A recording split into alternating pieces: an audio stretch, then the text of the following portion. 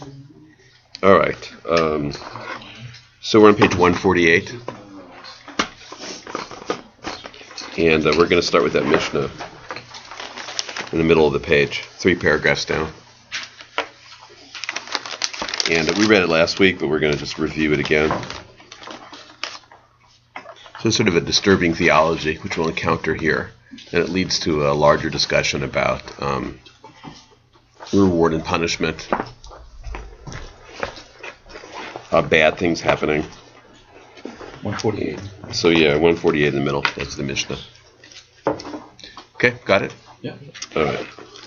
Al shalosh averot, nashim metot bishat ledatan. So women die in childbirth for 3 sins. We'll talk about it later, but these are the 3 sins. Al she'enan zihirot benida, because they are not careful with the laws of menstruation. It's a series of laws of family purity. Going to the mikveh at the right time after menstruation. That's 1. 2, b'chala. So challah is the ritual when you bake challah.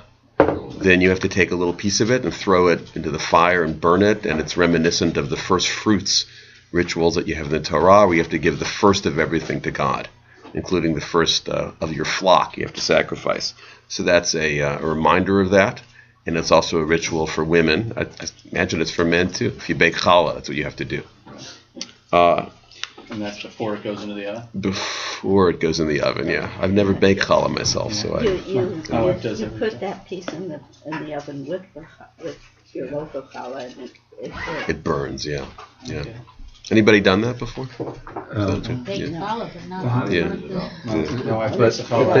I have memories of my grandmother doing that. I don't think my mother did it. I'm sure there's lots of women that do it, but anyhow, obviously they're going to talk about that ritual a bit here and what the significance is, because suddenly it's enormous significance. If you don't do it, then you die on childbirth. So what seems like just a cute little ritual, becomes, has enormous weight. What about men who we're going to get to men. don't do this? Yeah, for the rabbis here, it's also with candle lighting, but for the rabbis here, only women did it. They couldn't imagine. They don't have a sense that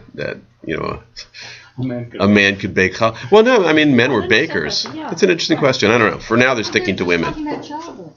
Right, yeah. Uva hadlakat haner, and lighting Shabbat candles. Okay, so those are the 3. If you do those wrong, it says that women will die in childbirth. All right, so now they start to unpack this. So the Gemara, nida mai tama. So they wonder, so for menstruation, what's the reason? What's the connection between dying in childbirth and not fulfilling the obligations of menstruation, those rituals? Amar Rabbi Yitzchak. Rabbi Yitzchak says, he, meaning the woman, kil kala b'chadre vitna. The kil kala sort of means she messed up. Let's say that she sinned. She did it wrong, something like that too. It's almost like a slang expression. She messed up b'chadre vitna, in her innards. Literally means in the rooms of her stomach, of her belly, but it means in her innards. So she messed up in her innards. Menstruation is an example of her innards. Lefichach tilkeh b'chadre vitna. Therefore, she's stricken. She's stricken in her innards too. So childbirth is her innards, and the punishment then comes from her innards, which is death in childbirth. So sort of a tit for tat. That was an unfortunate choice of words there, but measure. Let's call it measure for measure. Maybe we'll erase that from the. I was wondering about that. Immortalized forever. All right, well, you guys can forget it, but it's there. Anyway, look, nothing gets erased. Nothing gets erased. I know, you're probably right. Yeah. If you hadn't said anything, we wouldn't have noticed. Yeah, sure. I think you're all fine with it, but anyway. Measure for measure. So she messes up in the innards, and then God pays her back in the innards. These, by the way, I'm not commenting right now on how awful and cruel this whole thing is. We can talk about it later. But right now, I'm just trying to understand the words. Okay? All right, tenach nida. So he says, okay, we can get nida then. So there, by the way, there is at least a conceptual relationship between menstruation and giving birth. We understand that as a biological relationship. So that's what they're saying. Okay, so even with this sort of weird measure for measure, you can understand, at least conceptually, if not ethically, the relationship between childbirth and menstruation, and why there would be a punishment that comes at childbirth. But these other two seem totally out of context. Right. Yes? I was thinking even about infection. So many women Yes. died because of infection in childbirth. Right, so right. if you had bacteria living with anybody. you could Yeah, and if there's an take what issue it with is. menstruation, right, There yeah. is. Right, so you can understand even biologically the connection between menstruation and giving birth, but anyway, so tinach nida. Okay, we get nida. That's what they're saying. We get the menstruation connection. Chala v'hadlakat ner mai ikala meimar. But the challah stuff and the lighting the candles, what could that possibly have to do with death and childbirth? That's what they're asking. Kidarash ahu Galileah. Okay, so it comes from an overall midrash, a drash, from a person they refer to as that Galilean. So who do we think that Galilean might be? Jesus. No, sometimes they do refer to there are theories that when the Talmud refers to that Galilean, they're referring to Jesus, so they don't want to say his name, so they refer to him as that Galilean. In this case, it can't be Jesus because the timing doesn't work, because it says that Galilean that taught Rav Chisda. So Rav Chisda lives in Babylonia, first of all, and he lives in the 4th, 5th century. So that Galilean would have made it to Babylonia, unless you believe that somehow it was done in supernatural ways. But they didn't believe that. So it's an anonymous Galilean who taught Rav Chisda the following. Now it's a drash about the entire Mishnah, and it may be the origin of the Mishnah. I don't know. Actually, I have no idea. But this is what he says. Mar Kadosh Baruch Hu. What God says is, Rivi'it dam natati bachem. You are made a quarter blood. A quarter of your body is blood. Don't learn biology from the Talmud. I mean, this is what they thought. I'm not suggesting this is true. Actually, I have no idea. But they're saying a quarter of your body stuff is blood. Which is why I warn you about blood stuff. I require certain rituals regarding blood, which include, obviously, menstruation. Yeah, because it's what they're trying to get at in some ways is it's the essence of who you are. Blood is the essence of who you are. The essence of God's gift to you of life is blood. It's the plurality of stuff that's in you. So I have laws for you about that blood. And it's very serious. It's very important. So you have to take those very seriously. Yeah. I don't know if you want to discuss it at this time. But probably not. No, I'm joking. Yeah.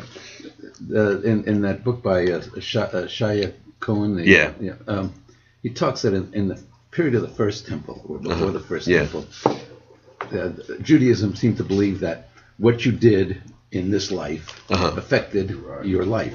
Your life, yeah. And then reality came in, and good people suffered, and bad people thrived. Right. And so by the Second Temple, they had this afterlife. If you don't do things well in this life, you will suffer in the afterlife. So I'm kind of surprised this is like reversion back to the First Temple period, and this is 400 years after. Right. So they're grappling with this. I don't think we ever give up the idea of sort of karma and consequences in this life.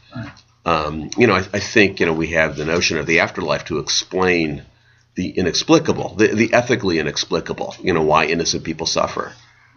So then you resort to the afterlife. But I don't think you can see the Talmud never really gives up totally on the idea that there's some kind of reward and punishment in this life. I will say also this doesn't represent sort of a decisive theory of God and a theology here. It represents a grappling with kind of a discussion. You always have to look at the Talmud as not making decisions necessarily, but having a discussion about, which occasionally comes to a concrete decision, but often is just left in the mode of discussion, which shows that they value discussion, thinking things through, talking about it, without necessarily coming to a conclusion. I think what we see here is kind of a grappling. Why do women die in childbirth? That seems utterly unfair. There must be some reason for it, so they kind of grapple for reasons for it, beyond the biological. Right. Yeah.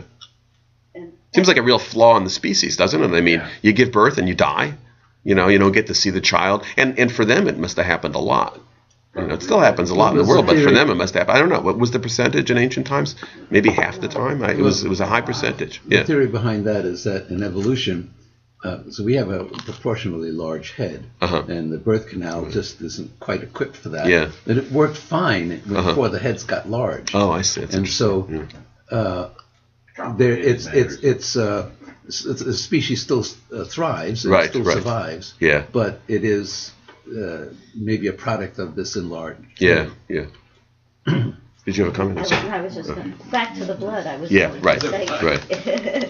that it's a sign of life because Sign of when life. Cain killed Your Abel, blood cries to you. blood is your blood of your brother is falling out. Yeah, of you. the connection between blood and life. Blood is a symbol of life and death. By the way, that it's a liminal substance. So a liminal substance means that it symbolizes a lot at once in transitions. So blood happens to be a symbol of both life and death.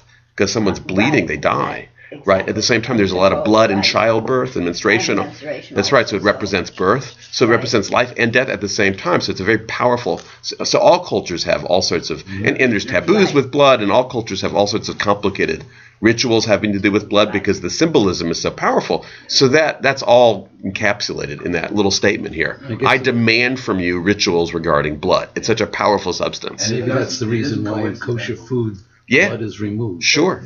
And also, it's forbidden to eat blood. It's the first thing that God tells Noah when he comes out of the ark is you're not allowed to eat blood.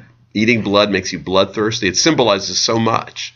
Right. Yeah. There may not be any substance in the world, that symbolizes, has such a powerful symbolic freight. Which is not coincidental that first plague in Egypt is blood. Water. Exactly. Yeah. You say.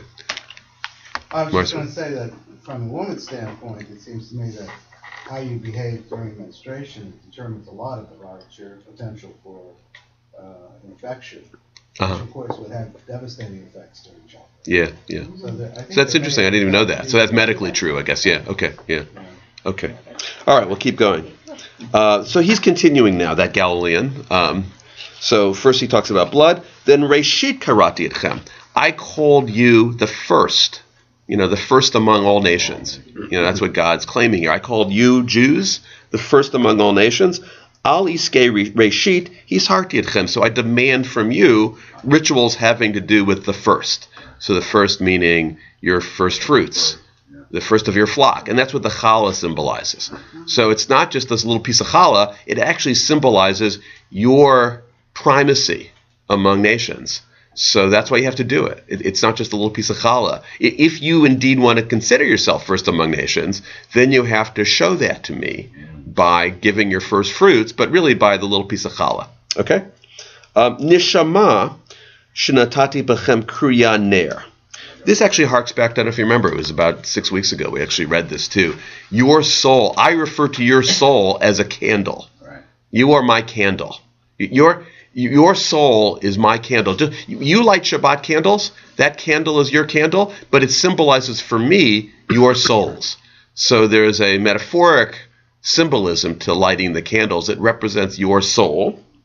Al iskei ner hisarti etchem. And that's why I command you regarding Shabbat candles. Because the Shabbat candles are not just like lovely little things you put on the table. They actually symbolize your soul, the soul that I give you. So he connects this to all the gifts that God gives us. Really, the essence of life. Blood is the essence of life. Your primacy as the Jewish people, that's what the challah represents. And the soul represents, the candle represents your soul. These are all great gifts that God gives you. And so they all acquire a sense of real symbolic weight. So be careful about them. That's why I'm so concerned about them. And the punishment seems so harsh. Yeah. That's all just a little sermon. trying to explain this. It's a little sermon from that Galilean. Although really it takes these seemingly insignificant rituals and creates a huge structure. Right. Great meaning. All the gifts, physical and metaphysical, your soul too. So the first and the third, you made a strong point, how the illusion. Yeah. The second one, the challah, taking just a bit of the challah and burning it up, symbolizes what the Torah demands, that you bring your first fruits, the first of your flock. The little piece of challah you take is like the first bit of the challah. This doesn't seem to have the same life importance. No, it's your identity. The first and the third. It's your identity. It is. Your identity is the chosen people. As a Jew, the fullness of your identity is expressed in that little piece of challah, because it expresses that we are the first among people. Maybe I'm missing something here. Yeah. I've never seen any evidence that chosen meant something good. It meant an obligation. It means something good psychologically. It's an identity, and I think it does. I mean, I think it gives. I'm not arguing whether it's true or not. I think if you believe it, then you have a very solid, healthy identity. And for references just to the first of the flock or the first of your bread rather than your firstborn, that's it's a little easier to break off a piece of challah. Yeah. Well, we're not farmers anymore. I mean, that's where it comes from too, and we don't have the ability to give the first of our flock anymore. Yeah. So the entirety of that first stuff now comes from the challah. We don't give sacrifices anymore. It's one of the symbolic memories of the temple is that giving a little piece of challah. Right, and I was taught once that it had to do with sacrifice. It's a memory of sacrifice. Yeah. But we can think of all of these things like a string around your finger. Right. You do them, and you. Not once in a while, but you do them frequently, and it helps you remember the things that are really important. Now, of course, if you're not taught, if you're just said, "Hey, do this menstruation stuff, go to the mikvah," if you're not given the significance of it, then it becomes meaningless, and you don't do it. Right. I mean, and especially in a free society, stop doing it. But if you're taught the significance of it, then you want to do it. Because it builds your sense of identity. I'm thankful for my blood, which is the essence of who I am. I'm thankful for my identity as a Jew and everything I have to do. And I'm thankful for what's the one I'm missing? I'm thankful for my soul. The soul's a connection to God too. So I light the candles. I remember my soul. I mean, this is this guy's sermon, his drash, but it's a pretty good sermon. It's a good sermon, except for the fact that he's telling you in the end, if you don't do these things, God will kill you in childbirth. So that's a weakness in the sermon. But but we're going to get to that. Yeah. Okay. Yeah. Paul. The bread, taking the first piece of bread. That's done all year round. Right. But you only could do the first animal or the first fruit once a year.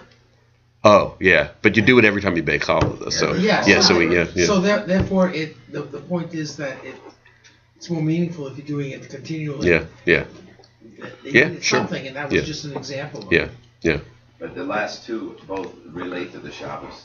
They do Shabbat, which comes every week. Yeah. So that's it's interesting too, because Shabbos is also creation. Right. So there's a lot in there too. It's creation of the world. So it's also kind of reminiscent of. It forces you to remember not just the creation of your own soul, but the creation of everything. Let's continue. Well, let me just ask one thing, and that is if you compare that to the men's obligation for tefillin. Yeah. So what's that? That's the same thing. In other words, you're seeing the symbolism every day. Yeah, right. And the importance to you and setting you apart and setting you apart, creating your identity, establishing your identity. Yeah. Okay. Is there any bad things will happen to you if you don't? Terrible things will happen to you. You better come later. Is it written the same way? No, not that I know of. Not that I never heard of any, drastic punishment for not wearing talis and tefillin. But we're going to come to men in a second. So I shouldn't say in a second, probably in 5 weeks. But the next page. The next page has stuff about men too. 5 weeks to get to the next page. Well, I've got some vacation coming up, and All right.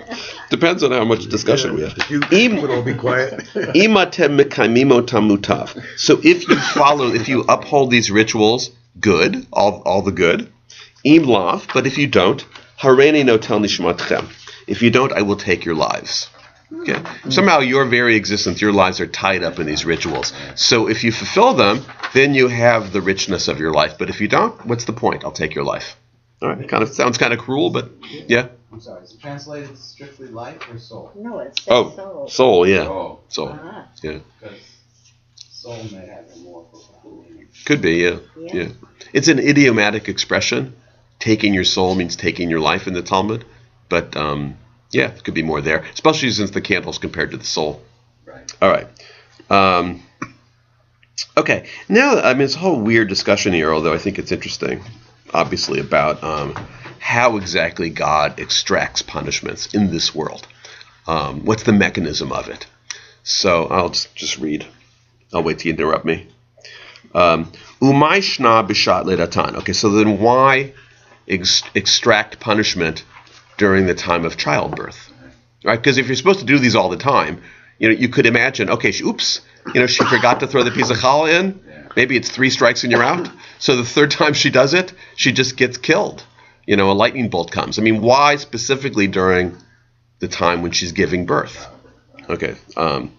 Amar Rava. So Rava says, Nifal Torah Chadar L'Sakina. All right, what you see is, maybe we'll just read the Steinsaltz comment in a second too, but we're going to have a series of folk expressions that all have the following point. First, I'll just translate it. Nifal Torah. The ox falls, Chaded L'Sakina. You should sharpen the knife. So what this means, I mean, it's a folk expression, and if you're not part of those folk, you may not get it right away. So it means something like this: when something is vulnerable. So when something's vulnerable and falling, that's the ox that falls. That's the time when they're most vulnerable. So you start sharpening the knife because you might as well get ready to slaughter that ox, because that ox has shown its vulnerability. Yeah. Similarly, when a human is vulnerable, sick or something, in a time of vulnerability, that in fact is when God extracts punishment. So when you're healthy, actually God's not going to extract the punishment.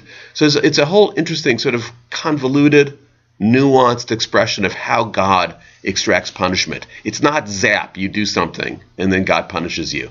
God waits until there's a natural time of vulnerability. And during that time of vulnerability, that's when God extracts punishments. So it's kind of almost as if God can't really extract the punishment right away. Or God's not going to perform a miracle and just take your life. God's going to wait until there's a likelihood that you would die anyway. It's sort of like, it's almost like, I'll just finish the point. I'm trying to think it. So it's almost like what he's saying is that it's not that God punishes you for these sins during your time of vulnerability. It's that with God withholds extra protection. Their idea is that their idea, and it's very different than ours. Their idea is not why does a woman die in childbirth. Their idea is why would a woman survive childbirth? With all that bleeding, right? The only way a woman even survives childbirth is through a miracle. So what God does as a kind of punishment is withholds the miracle. And that becomes their theory of punishment. Punishment no longer becomes an action, an active, act. It becomes withholding. So, yeah. Maybe this is getting too literal, but I'm wondering if the allusion to the ox, I thought something imperfect is not kosher. So if you have an ox that is weak and you slaughter it at that time, it's not kosher. Oh, I don't think so. Yeah. Yeah. You know what? I mean, I'm just going to read this note because it'll help. So if you look at the upper right where it says during childbirth, the fundamental concept underlying all these statements is that only rarely do divine punishments come with no material foreshadowing. Nevertheless, the time for retribution is when one is in a dangerous situation engendered by external factors. So that's childbirth. The folk expressions cited here seek in different ways and to varying degrees to express the same concept. In times of distress, all of one's outstanding debts with gods are settled. That's when you pay the piper. Not when you're doing it, but when you're vulnerable. And then suddenly everything you've done, becomes... That's something in place of an afterlife. It takes the place of while you're acting evilly, nothing may happen. Right? But yeah. In the future, ultimately you pay for it too. Because it does in the sense that it explains why people get away with things all the time. Right. And then you and I can be comforted in saying, you know what, that guy's going to pay for it at some point. Now, right now, it looks like but at some point, as soon as when he's at a stairway, when he's in a vulnerable time, God will withhold protection, and the guy will pay for it. And the classic example of a person that's in distress in a vulnerable period is a woman during childbirth. Okay. And then a bunch of other folk expressions. Tafesh terus amata. Bechad machdara lehave. So a maidservant's insolence abounds. That's what that phrase means. She gets paid back, though, with one blow. All right. So this again, it's a folk expression. A woman sins all the time, but she doesn't get punished for each sin. God waits, and ultimately she's punished for everything at once during a time of vulnerability. Rav Chisda Amar. So Rav Chisda has another folk expression. Shivake l'revaya. Leave the insolent drunk alone, leminashe nafel. Because eventually, don't worry that he's getting away with all these terrible sins. At once, he's going to fall all at once. Okay. Mar ukva amar. Mar ukva. Each of them has a more colorful expression. I don't know where these came from, but just like we have folk expressions. Ra'aya chigra V'izei rehatan. Okay, so there's a lame shepherd, right? A lame shepherd. So you imagine a lame shepherd's not going to do so well. No. So you look at a lame shepherd and you think, gosh, like how does he possibly make a living as a lame shepherd? And he does anyway. So, but what you say is that eventually it's going to come to v'izei rehatan, and and his goats are running all around, and yet he's successful. All this is a metaphor for a person who's sinning. A person who's sinning is like a lame shepherd. You can get away with it for a while. Your sheep will follow you for a while, but there's a point where you're just not going to get away with it anymore, and it may happen all at once. Don't be so surprised that you see wicked people getting away with things. Even a lame shepherd can get away with being a lame shepherd for a while, but ultimately it's not. You can't do it anymore. So no instant karma, like John Lennon. No instant karma, right? But isn't the concept of karma is that it takes a while, right? That's it. So it's actually very similar to the Sort of a sad concept that you're going to get a guy when he's down. Yeah, it is sad concept. Is this like one rabbi's thinking or a group of rabbis? I mean, this doesn't strike me as especially Jewish philosophy. Really, maybe what you're saying is not especially inspiring. Well, you can see it's not just one rabbi. It's a whole series of rabbis they quote here. Although, keep in mind, we're not done yet. I mean, they're still sort of grappling with this.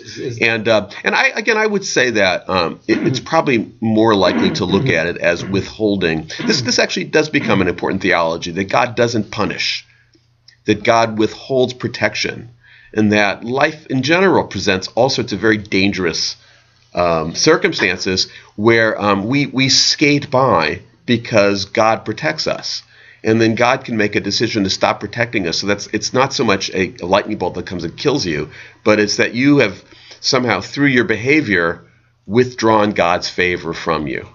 So makes them feel a little bit better. I'd say. Is the corollary true in that if somebody is suffering in some way, that's proof that they have sinned or they're not in God's favor? Yeah. But the story of Job tells it a different way. Sure, because God uses the Satan to essentially execute these ills. Yeah. And in the end, he gets rewarded. Not Who Satan, gets? But Job gets Job, rewarded yeah, after all this travail. Yeah. And then continued belief in God, and where everybody else is telling him, deny him already, deny him, you know? Yeah. And he says, no. Yeah. And then he's subsequently rewarded. Yeah. The story of Job also says that Job suffers for no good reason. There's no good reason. The only reason is the bet between God and Satan. So there's no good reason. He's waiting on the sidelines. Yeah. He's giving it the test. He's giving it the test. So this is different, though. I mean, this is saying there are reasons why people suffer. Yeah. It's not apparent right away, and it doesn't happen measure for measure right away. But ultimately it happens. That's what this is saying. So in some ways, I mean, this is counter to theology of Job. But that's what you have in Judaism too, with vast literature. You have all sorts of opinions about why suffering happens. This also isn't the last word. No. So I mean, this is suggesting some possibilities about why suffering happens too. There's a new book out about Job. I don't know if you read. I haven't read it yet, but there was an interesting review of the book in the New Yorker. I think it was 2 weeks ago, and it's a fascinating book, obviously. Yeah. Who wrote it? Do you know? Can't remember now. Okay. I was thinking of it in a different way. Is rather that the rabbis were great observers of life and what goes on around them, and they realized lots of times after a time of suffering, I mean physical suffering, is when people do die, or animals do die. Yeah, that's right. So it could be using the observations that they make about life in general to give it a moral reason, rather than that God caused the suffering, because at that time it's a combination of things. I mean, it accepts life as it is, which is that we go through vulnerable periods, and then all God's really it's not like such a drastic punishment. If the person is in a situation that he or she is probably going to die anyway, then all God does is add that little bit that creates the punishment. Or subtract. Subtract, right? Yeah, subtracts that little bit of punishment, right? All right, we'll just finish the thing about the lame shepherd. You can get away with it for a while. Abav chutra mile. But ultimately, when he gets to the gate, he's not going to be able to protect those sheep anymore. He can't do his job. So a lame shepherd can get away with it for a while, but eventually it catches up to him. Okay, and then for no other reason, ultimately the chushbana is an accounting. Ultimately, there's an accounting. Okay. Now we have something that has nothing to, as long as we're quoting folk sayings and about bad times, Rav Papa throws one in, and then we'll stop. Rav Papa said, Abav chanvata nefishe ache umarachame. Okay, at the gate of prosperity, there's all sorts of friends and brothers around who love you. But Abav bizyone, but at the gate of poverty, La ache, there's no brothers around, no people around, nobody loves you. V'la marachme. This gets picked up as a blues song. Yeah. Nobody loves you when you're down and out. Right. Who knew that those blues singers read the Talmud? Or vice versa, that the Talmud was aware of those ancient blues singers too. Nobody loves you when you're down and out. We'll end with that.